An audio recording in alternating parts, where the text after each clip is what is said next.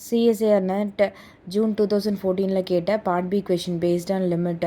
இது வந்து ரொம்ப ஈஸியான கொஷினு. இப்போ லிமிட் இன்டென்சிட்டி 1/√10 ப்ராக்கெட்டில் கொடுத்துருக்காங்க. 1/√1 + √3, 1/√3 + √5 இப்படி கொடுத்துருக்காங்களே.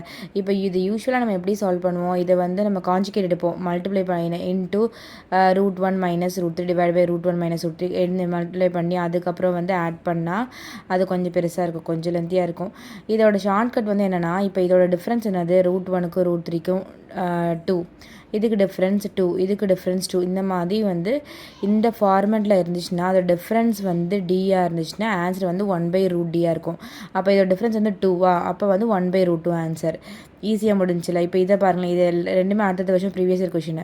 இப்போ இங்கே இதோட டிஃப்ரென்ஸ் பாருங்களேன், இது இங்கே √1 √3 இருக்குது, இங்கே √2 √4 இருக்குது. இதோட டிஃப்ரென்ஸ் வந்து 2வா, அப்போ ஆன்சர் வந்து 1/√2. தேங்க்யூ.